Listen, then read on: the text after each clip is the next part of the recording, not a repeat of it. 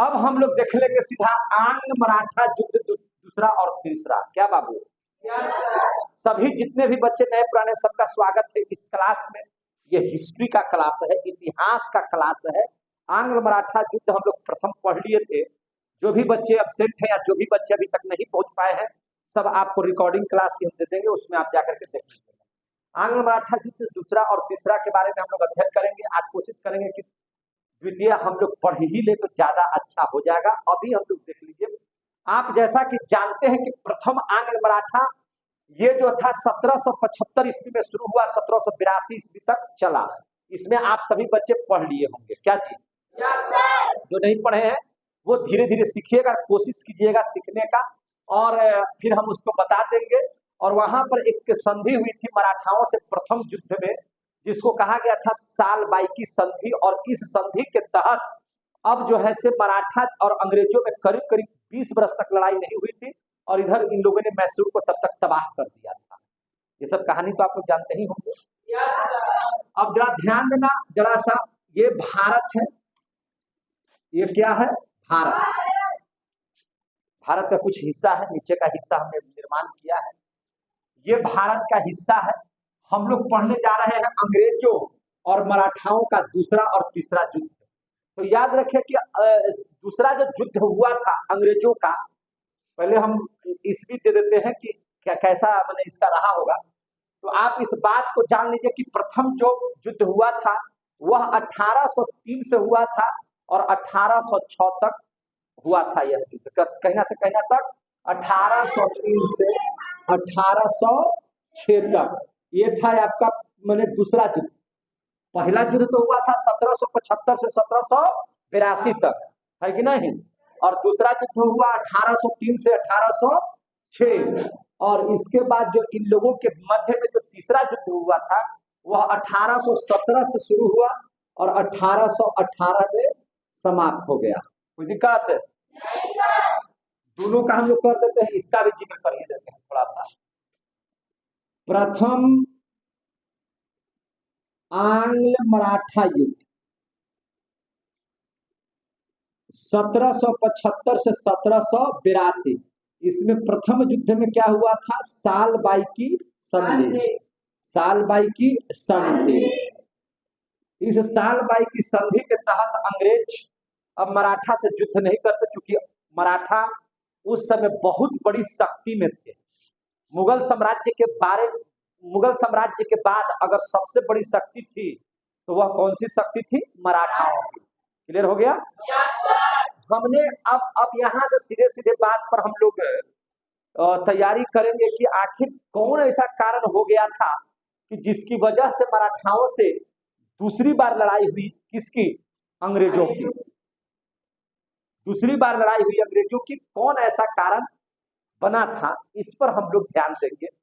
आप इस बात को समझ लीजिए कि आपको याद होगा कि बंगाल प्रेसिडेंसी, बक्सर का युद्ध कब हुआ था? 1764 ईस्वी, है ना? कब हुआ था? 1764 ईस्वी में। 1764 ईस्वी में क्या हुआ था? बक्सर का युद्ध हुआ था। क्या बाबू कोई दिक्कत? क्या कोई बोल रहा है क्या? तो बक्सर के इस युद्ध में क्या हुआ था कि अंग्रेजों को दीवानी प्राप्त हो गई थी बंगाल से कर वसूलने का इसको अपना ठेका ले लिया था। और अब यहाँ पर एक बात, उस समय हम लोग बात अगर करें तो 1764 ईस्वी में बक्सर का युद्ध जब अंग्रेजों ने जीता था तो एक ताकत पैदा कर लिया था अंग्रेजों ने अपने आप में। समझे कि नहीं? अब उन लोगों के पास राजस्व जो है वो मिलना शुरू हो गया था।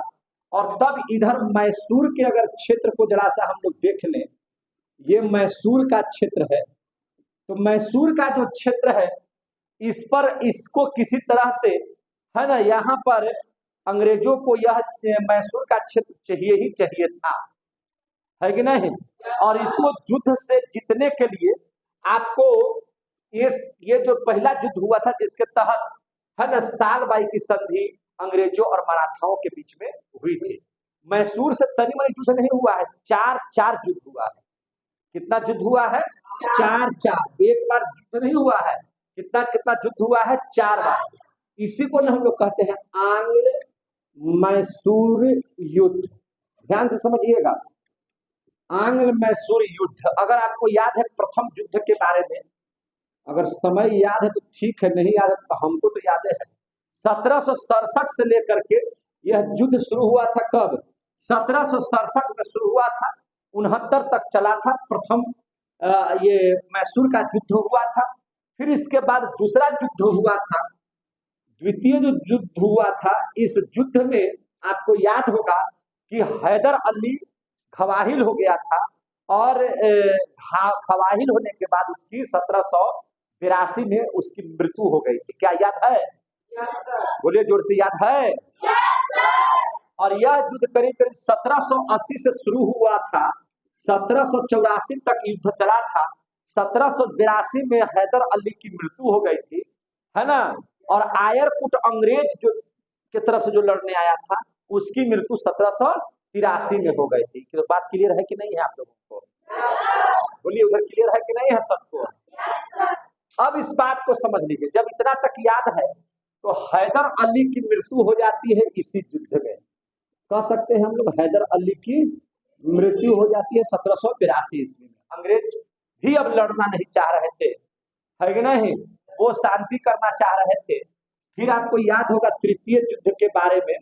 तो तृतीय युद्ध जो हुआ था इसका 1790 से 1792 तक में, 1790 से लेकर के कहां तक? 1792 तक। और आपको याद है कि फिर चतुर्थ युद्ध हुआ था, चौथा जो युद्ध हुआ था, जिसमें टीपू सुल्तान मारा गया था 1799 में। कब? 1799 में। अब यहाँ हैदर अली के बाद, है ना, यह मैसूर का शासक कौन बन गया था? हैदर अली का बेटा, जिसका नाम था टीपू। पूरी कहानी आपको पीछे वाला वीडियो में सारा चीज हम बता चुके हैं, या आप सभी लोगों को जानकारी हम दे चुके हैं। अब यहाँ पर टीपू सुल्तान जो है से इस युद्ध में क्या हो गया था? मार दिया गया था। टीपू सुल्तान की हत्या हो गई थी, टीपू सुल्तान की मृत्यु हो गई थी। ये कहानी यहाँ तक तो याद ही है। और जोर से बोलिए। और उस समय हैदराबाद जो निजाम का जगह था, कौन सा जगह? हैदराबाद। किसका जगह था? निजाम का। और आपको याद होगा कि एक अंग्रेज आया था, लॉर्ड वेलेस्ली। क्या नाम था उसका? Lord Wellesley. लॉर्ड वेलेस्ली ने कहा था कि हम लड़ाई नहीं करेंगे, हम सहायक संधि नामक, सहायक संधि नामक, है ना, घोड़ा छोड़ेंगे। जो उसको स्वीकार कर लेगा उससे युद्ध नहीं करेंगे, है ना, और जो नहीं स्वीकार करेगा उससे हम लड़ाई करेंगे। तो सहायक संधि किसने लाया था? लॉर्ड वेलेस्ली ने। और उसके तहत 1798 में जो पहला क्षेत्र था जिसका नाम था हैदराबाद, समझे ना, तो अंग्रेजों ने सहायक संधि में इसको मिला दिया था। और उसके बाद आपको बताते हैं कि टीपू सुल्तान के मरने के बाद यहाँ भी, है ना, किसी बात जबरदस्ती और छल की वजह से, है ना, इसको भी सहायक संधि के तहत मिला लिया गया था। याद है सब बात? सहायक संधि के द्वारा इसको मिला लिया गया था। क्लियर हो गया? अब स्थिति को समझिए आगे। देखिए यहां तक का मैटर को समझ में आ गया होगा। अब देखिए, अब जब मराठों से जब युद्ध नहीं हो रहा था 20 वर्षों तक, तो इस बात को आप जान लीजिए कि 20 वर्षों में अंग्रेजों ने काफी कारनामा किया। 20 वर्षों में अंग्रेजों ने काफी क्षेत्रों को जीता, काफी क्षेत्रों में अपने बिजनेस को बढ़ाया, और बहुत सारे क्षेत्रों को अपने कब्जे में वो धीरे धीरे कर रहा था। अभी हम आपको बात बताएंगे। तो देखिए, अंग्रेज का ये पूरा हिस्सा, बंगाल वाला जो हिस्सा है, ये तो अपना हो गया। पूरा बंगाल तो इसका हो गया जी। बोलिए, बंगाल हो गया इसका। और हैदराबाद को भी क्या कर लिया? मिला लिया। इधर मैसूर को भी अपना, है ना, मालाबार तट से उसको व्यापार करना था, इसको भी अपने कब्जे में कर लिया था। आप इधर से देखिए तो यहाँ पर इसके ठीक बगल में इधर अवध था, सुराजुद्दौला, इसको भी 1801 में सहायक संधि के माध्यम से अपने क्षेत्र में मिला लिया गया था। और इसके ऊपर था दिल्ली। इसके ऊपर था क्या चीज? दिल्ली। तो इसके ऊपर जो दिल्ली था, तो आपको याद होगा कि बक्सर के युद्ध में जब है ना, यहाँ का मिल्खा सिंह, यहाँ का सुजाउद्दौला और दिल्ली का शाह आलम द्वितीय जब बक्सर के मैदान में युद्ध किया था, तो अंग्रेजों ने इन तीनों को हरा दिया था। तत्पश्चात हम कह सकते हैं कि दिल्ली पर भी अब धीरे धीरे माने दिल्ली के नियंत्रण में अंग्रेज अब नहीं थे, है कि नहीं? अवध को तो मिला ही लिया गया। उधर जो है दिल्ली में अंग्रेजों को कोई बोलबाल नहीं कर पा रहा था, क्योंकि उस पर उसको हरा चुके थे इन लोग। अब इनका पूरा नजर जब इधर का पूरा क्षेत्र और इधर का पूरा क्षेत्र जब इन लोग हथिया लिए, तो अब नजर कहाँ थी? पूरा पूना साइड में, पूरा इस सब क्षेत्र में इस पर नजर थी अंग्रेजों की। आ गया समझ में? जब साल बाई की संधि हो गई, तो साल बाई की जब संधि हो गई थी, तो कौन ऐसा कारण था, कौन ऐसी वजह थी कि जिसकी वजह से ये युद्ध इन लोगों को लड़ना पड़ा? तो देखिए स्थिति था कि प्रथम युद्ध में आप लोगों ने देखा था, प्रथम युद्ध में देखा था कि बंगाल का, अरे बंबई के जो अंग्रेज थे, रघुनाथ राव को जब पेशवा नहीं बनाया गया था, तो रघुनाथ राव जो है पेशवा बनने के लिए वह बंबई प्रेसिडेंसी में अंग्रेजों से जाकर के मिला था कि नहीं मिला था? और सूरत की संधि किया था, किया था कि नहीं किया था? और फिर उसके बाद आपको जो द्वितीय बनाया गया था पेशवा, है ना, वो जाकर के मिले थे कहां पे? बंगाल के प्रेसिडेंसी से जाकर के वो मिले थे। दोनों का मसला ब्रिटेन पहुंच चुका था। ये सब कहानी तो आप लोगों को बताए थे। तो ये सब जब वहां पर पहुंच चुके थे, अंग्रेजों को कुल मिला जुला करके व्यापार करने की बात चल रही थी। क्या चीज चलने की बात चल रही थी? व्यापार। अब स्थिति समझ लीजिए यहाँ पर क्या हुआ है, यहाँ पर इसको समझने की कोशिश कीजिए। साल बाई की संधि के बाद क्या हुआ? साल बाई की संधि जब हुई थी, शो कहा रही है, क्या कोई दिक्कत है?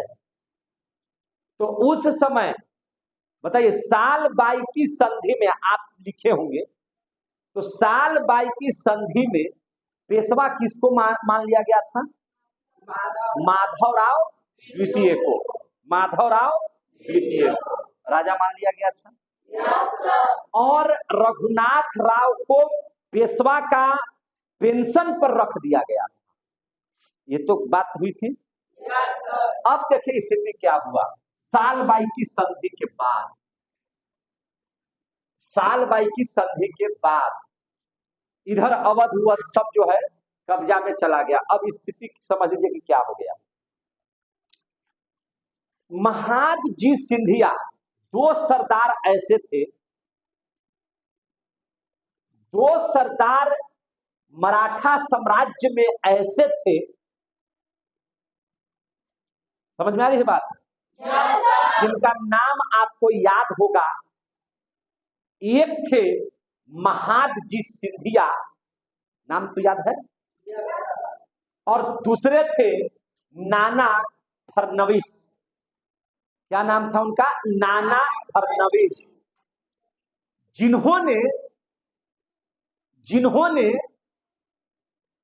पूरे मराठा साम्राज्य को और पेशवा को अब तक,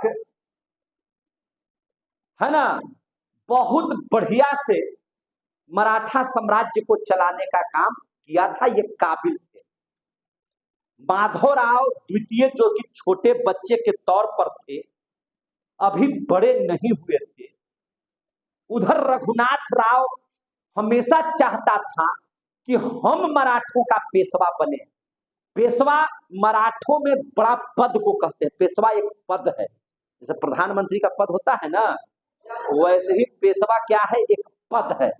और वह पद हथियाना चाहता था माधव रघुनाथ राव, लेकिन रघुनाथ राव को वो पद नहीं मिला था, जिसकी वजह से वह अंग्रेजों से जाकर के मिला था।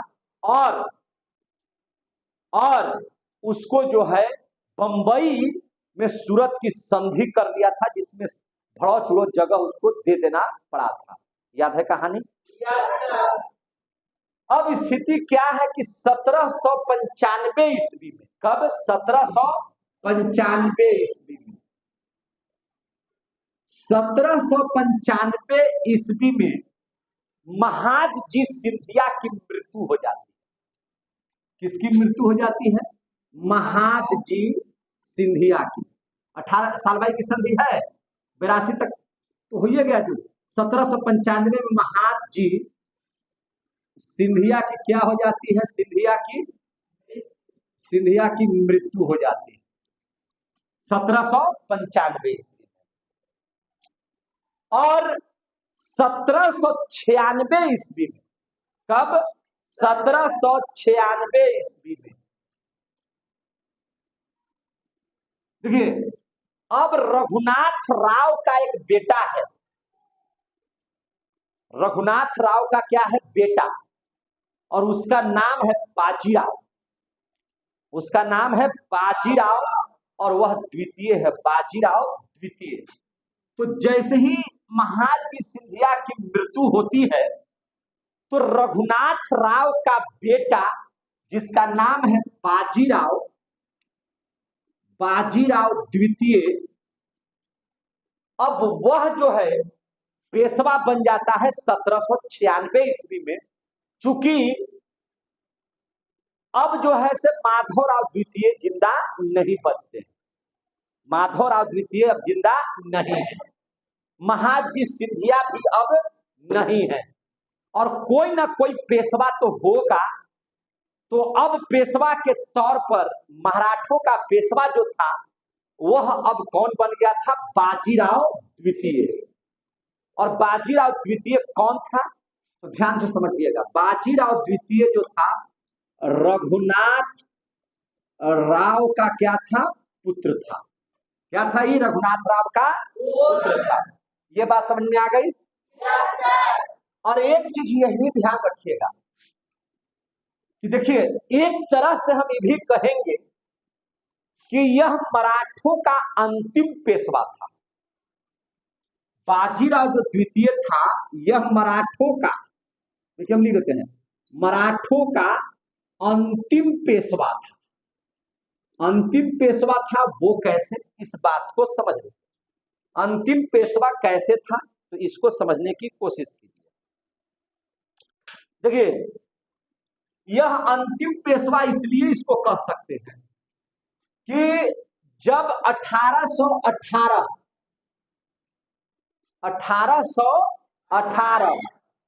बात समझ में आ रही है ना?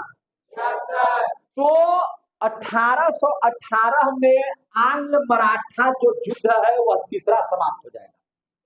वह तीसरा युद्ध क्या हो जाएगा? समाप्त। ध्यान समझिएगा, 1818 में क्या हो जाएगा? तीसरा आंग्ल मराठा युद्ध समाप्त हो जाएगा। समझ में आ रही है बात ना? और उसके बाद जब पूर्ण रूपेण पूरे महाराष्ट्र पर अंग्रेजों का शासन होगा तो अंग्रेजों ने क्या किया था कि पेशवा पद को ही समाप्त कर दिया। अंग्रेजों ने पेशवा पद को ही समाप्त कर दिया। आ गया समझ में? और 1818 तक पेशवा के तौर पर यही रहेगा। 1818 तक पेशवा यही रहेगा, पेशवा यही रहेगा। आ गया समझ में अब? तो जब तक ये है तीसरा युद्ध तक, तब तक तो पेशवा यही है। और उसके बाद पूरा का पूरा सत्ता महाराष्ट्र का किसके हाथ में चला जाएगा? अंग्रेज के हाथ में। किसके हाथ में चला जाएगा? अंग्रेज के हाथ में। तो जब अंग्रेज के हाथ में जाएगा तो उसने क्या किया था? उसके बाद पेशवा पद को ही समाप्त कर दिया था। अब तो फिर भारत की आजादी वगैरह हम लोग पढ़ेंगे तो उसके बाद जब भारत आजाद हुआ तब पेशवा पद कहाँ रहा? तब तो प्रधानमंत्री बनिए गए हम लोगों के, है कि नहीं? तो इसीलिए हम इस बात को बता रहे हैं कि पेशवा का जो पद है वह पेशवा का पद, समझ में आ रही बात ना? वह पेशवा का पद अंतिम पेशवा के तौर पर हम लोग अगर याद रखेंगे तो वह बाजीराव द्वितीय का ही नाम याद रखेंगे। यह समझ में आ गया सबको? चूंकि यह दोनों युद्ध द्वितीय वाला युद्ध भी और तृतीय वाला युद्ध भी, ये दोनों युद्ध इसके नेतृत्व में नहीं, इसकी वजह से ही होगी। बाजीराव द्वितीय की ही वजह से होगी। क्लियर हो गया?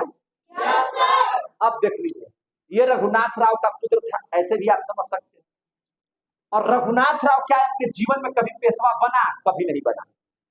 वह अपने प्रयास किया पेशवा बनने का, लेकिन अपने जीवन में कभी भी पेशवा नहीं बना। महाराष्ट्र का पेशवा, मराठों का पेशवा कभी भी नहीं बना। अब तो समझ में आ गया होगा कि आगे की कहानी क्या होने वाली है। देखिए, जिस तरह से रघुनाथ राव अंग्रेजों से मिलकर के महाराष्ट्र को, मराठों को कमजोर किया, इसका बेटा भी जो है ना बाजीराव द्वितीय, वो भी अंग्रेजों से मिलेगा और कमजोर बनाएगा, फिर से एक बार लुटवाएगा। क्योंकि बांस से बांस ही फूटता है। ये गद्दार वाला काम रघुनाथ राव भी किया था, और अब धीरे धीरे गद्दार वाला काम कौन करेगा? बाजीराव भी करेगा। समझ में आ गई बात? प्रथम आंग्ल मराठा युद्ध में रघुनाथ राव ने अंग्रेजों से हाथ मिलाया, और द्वितीय युद्ध में आप याद रखिएगा कि बाजीराव द्वितीय ने अंग्रेजों से हाथ मिलाया। समझ में आ रही है ना? मेरे बाप बेटा दोनों वैसने थे। अब इसमें स्थिति क्या होगा? तत्पश्चात कुछ समय बीतने के बाद नाना फडणवीस 1800 में इनकी भी क्या हो जाएगी? मृत्यु। 1800 ईस्वी में क्या हो गई? मृत्यु। अब तो आप समझ सकते हैं कि दो ही ऐसे सरदार थे जो मराठा के पेशवा को बहुत बचा करके रखते थे, और अब दोनों क्या हो गए? समाप्त। बाजीराव पर नियंत्रण करने वाला वहां कोई नहीं रह गया। आ रहा समझ में? वहां पे अब बाजीराव पर कोई नियंत्रण करे, वहां के पेशवा पर कोई नियंत्रण करे, ऐसा कोई व्यक्ति अब नहीं रह गया था। और जब किसी व्यक्ति पर कोई तरह का अंकुश और अनुशासन न रहे, तो याद रखिए कि वह व्यक्ति जो है से बिगड़ जाता है। वह व्यक्ति क्या हो जाता है? बिगड़ जाता है। और जब वह व्यक्ति बिगड़ जाएगा, तो याद रखिए कि निश्चित तौर पर वहां की सत्ता बर्बाद हो जाएगी। वहां की सत्ता क्या हो जाएगी? बर्बाद हो जाएगी। यहां तक की बात समझ में आ गया सबको? और स्थिति अब क्या हुआ कि जब दो काबिल लोग अब इस धरती पर नहीं रहे, एक तो महादजी सिंधिया भी नहीं रहे और दूसरे नाना फडणवीस भी जब नहीं रहे, तो निश्चित है कि बाजीराव अनियंत्रित हो जाएगा। बाजीराव द्वितीय क्या हो जाएगा? अनियंत्रित हो जाएगा। और अब बाजीराव मनमाने तरीके से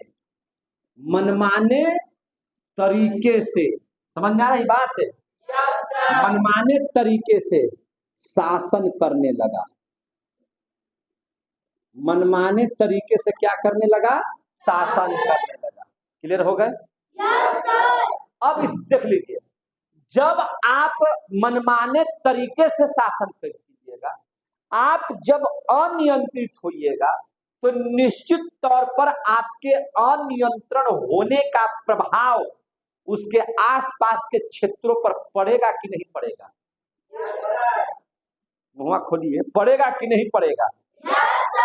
अब देख लीजिए, चूंकि महाराष्ट्र जब एक बहुत बड़ी शक्ति के तौर पर उभर रही थी, महाराष्ट्र जब एक बहुत बड़ी शक्ति के तौर पर बढ़ने लगी, तो इसके अन्य बहुत सारे क्षेत्र होंगे।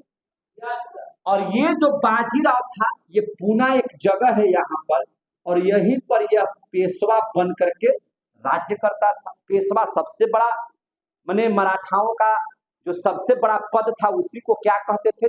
पेशवा कहते थे। अब याद रखिए कि वहां के जो कुछ क्षेत्र थे, आसपास के जो क्षेत्र थे, और उन क्षेत्रों के कोई ना कोई हेड आदमी होगा जिसको सरदार कहा जाता था। जिनको क्या कहा जाता था? सरदार। बात समझ में आ रही ना? जैसे महाराष्ट्र अकेले आदमी के बस की बात नहीं ना, जैसे नीतीश कुमार बिहार के मुख्यमंत्री हैं, ठीक है, झारखंड के भी कोई ना कोई मुख्यमंत्री होंगे, उसके बाद उत्तर प्रदेश के मुख्यमंत्री हैं, सब जगह का अलग अलग मुख्यमंत्री होंगे कि नहीं होंगे, लेकिन सबका एक मंत्री प्रधानमंत्री बैठे हुए हैं कहाँ, नई दिल्ली में। आ गया समझ में?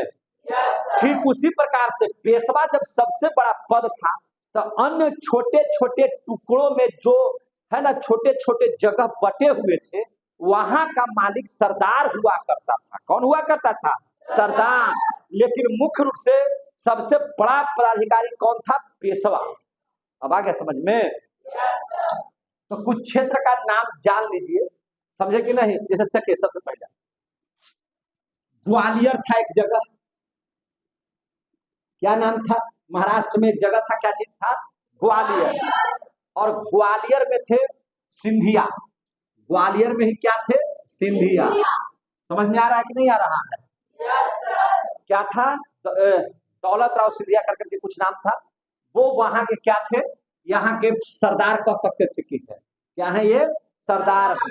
इसके बाद देखिए भोसले करके थे, क्या नाम था इनका? भोसले, है ना? तो भोसले करके थे, ये सरदार थे। और ये कहाँ के थे? तो नागपुर के थे, नागपुर के। जसवंत भोसले इसको कह सकते हैं, क्या कह सकते हैं? जसवंत होलकर, जसवंत होलकर, है ना? तो अब इसमें याद रखिएगा बात को। तो यहां पर हो गए। इसके बाद जो है से यहीं पर बगल में है इंदौर। क्या है? इंदौर। और इंदौर में जो है वही है होलकर, सरदार के तौर पर।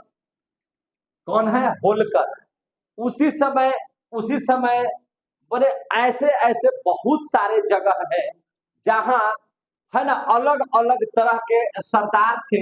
एक जैसा नाम था बड़ौदा, जिसके है ना सरदार थे गायकवाड़, है कि नहीं? तो ये सब जो है सरदार के तौर पर छोटे छोटे क्षेत्रों के सरदार थे। और इसके बाजीराव के शासन से अब ये सब छोटे छोटे क्षेत्र जो थे वो खुश नहीं थे। अब ये सब जो क्षेत्र थे वो खुश नहीं थे। क्लियर हो गए? क्लियर हो गए आप जी? तो ध्यान किधर है? तेरा हीरो इधर है, तेरा ध्यान किधर है? बोलो। धोखा देता, समझ में आ गया ना? तो अब इन लोगों का पूरा छोटा छोटा जो क्षेत्र था, इस सब का मेन आदमी कहाँ था? पूना में पेशवा, अरे पेशवा पद पर। समझ में आ गया ना? और पेशवा पर कौन था? बाजीराव। और बाजीराव चूंकि इन दोनों की मृत्यु के बाद मनमाने तरीके से शासन कर रहा था, जो इन लोगों को अच्छा नहीं लग रहा था। अच्छा कैसे लगेगा जब आपसे हम अगर खराब ढंग से बात करेंगे, आपको अच्छा से नहीं पढ़ाएंगे, आपको जो है से बढ़िया से काम करके नहीं दिखाएंगे, आप अगर परीक्षा में बढ़िया से नहीं पास कीजिएगा तो हमको कोई बढ़िया कहेगा? बोलिए, थक का गए हैं आप लोग? खेलना कूदना बंद कर दीजिए ज्यादा, समझे? और सीधा से बैठिए, सीधा से।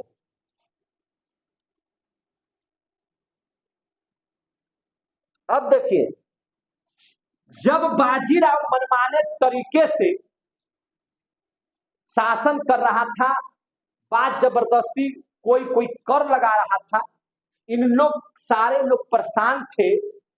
और जब इसकी बुद्धि के बारे में समझने की कोशिश किया तो इन्होंने सारे लोगों ने समझा कि अब हम लोगों को क्या करना चाहिए कि जहां पे ये जगह है पुना, हम लोग इसी को हड़प लें। समझे ना? अब यहां पर बाजीराव को रखने से कोई फायदा, बाजीराव द्वितीय कर दीजिए, बाजीराव द्वितीय। ये खराब ढंग से जब शासन चला रहा है तो इसके पक्ष में काम करना उचित नहीं है। चूंकि परेशान हो चुके थे, नाराज हो चुके थे वहां के आसपास के क्षेत्रीय लोग, ये सभी शक्तियां अब आसपास की सारी शक्तियां, आसपास की सारी शक्तियां है ना, पूना पर वर्चस्व जमाना चाह रही थी, वर्चस्व जमाना चाह रही थी, वर्चस्व जमाना चाह रहे थे। और तभी बाजीराव द्वितीय ने, तभी बाजीराव द्वितीय ने, बात समझा गई ना, दौलत राव सिंधिया, किसके साथ, दौलत राव सिंधिया, ग्वालियर के सरदार दौलत राव सिंधिया। समझ में आ रही है बात, फिर से समझिए। तभी क्या हुआ, बाजीराव द्वितीय और कौन, और कौन, दौलत राव सिंधिया, ये बाजीराव दौलत राव सिंधिया से मिला और मिलने के बाद षड्यंत्र रचा। क्या रचा, षड्यंत्र। समझ में आ रही है बात, कि अगर इन लोग मेरी बात नहीं मानेगा, हमारे शासन में बिह डालेगा, तो हम भी इसको तंगो तबाह कर देंगे। और बाजीराव द्वितीय से नाराजगी की क्या वजह थी आप लोग समझ रहे थे, कि यह निरंकुश शासक बन चुका था। कौन, बाजीराव द्वितीय। महाराष्ट्र अब पहले जैसा मराठे नहीं थे, अब मराठे बेचैनी से जिंदगी काट रहे थे। बाजीराव द्वितीय के शासन के बाद वहां के क्षेत्र के लोग खुशी से जीवन व्यतीत नहीं कर पा रहे थे। बाजीराव के शासन से सारे आसपास के इर्द गिर्द के लोग असंतुष्ट थे।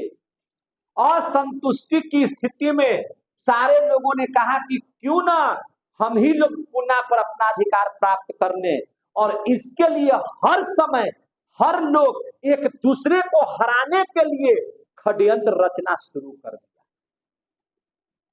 सारे लोगों ने क्या किया, एक दूसरे के सत्ता को हड़पने के लिए षड्यंत्र रचना शुरू कर दिया। आ गया समझ में? और उसी षड्यंत्र में बाजीराव दौलत राव सिंधिया से मिला। किससे मिला, दौलत राव सिंधिया से, और षड्यंत्र का निर्माण किया। और उसने क्या किया, इन दोनों ने मिलकर के, देखिए इन दोनों ने मिलकर के इंदौर के जो होलकर थे सरदार, इंदौर के कौन थे, होलकर, जिनका नाम था जसवंत होलकर। इन दोनों ने क्या किया कि जसवंत होलकर के भाई की हत्या करवा दिया। इन दोनों ने मिलकर के क्या किया कि इंदौर के जो सरदार थे जसवंत होलकर, उनके भाई को साजिश के तहत हत्या करवा दिया। बात समझ में आ गई? साजिश के तहत क्या करवा दिया, हत्या करवा। या जब आप किसी क्षेत्र के लोग का हत्या कर दीजिएगा, वो भी वहां का मालिक है, सरदार है, आप ठीक है पेशवा हैं, तो आप हत्या नहीं ना करवाइएगा जी। और ये क्या किया, दोनों मिलकर के षड्यंत्र करके क्या करवा दिया, हत्या। अब जसवंत होलकर चुप बैठेगा कि ये भी कुछ ना कुछ करेगा, ये भी कुछ करेगा।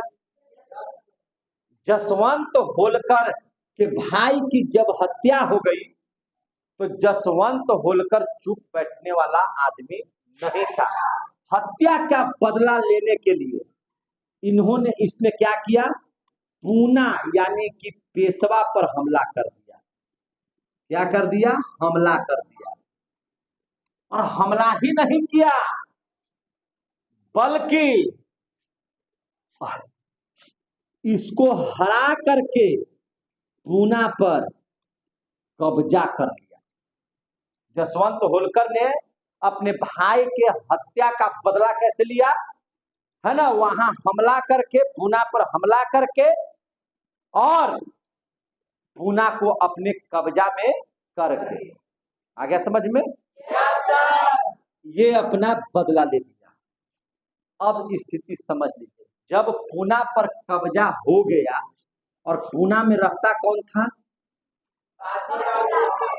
लेकिन अब पूना किसका हो गया, ये रहेगा भैया, ये रहता था, तुम हत्या किया था तो इसका भी हत्या हो जाता कि नहीं हो जाता, ये भाग गया। बाजीराव द्वितीय क्या हो गया, भाग गया। बाजीराव द्वितीय क्या हो गया, भाग गया। अब बाजीराव द्वितीय, अब बाजीराव द्वितीय क्या हो गया, भाग गया।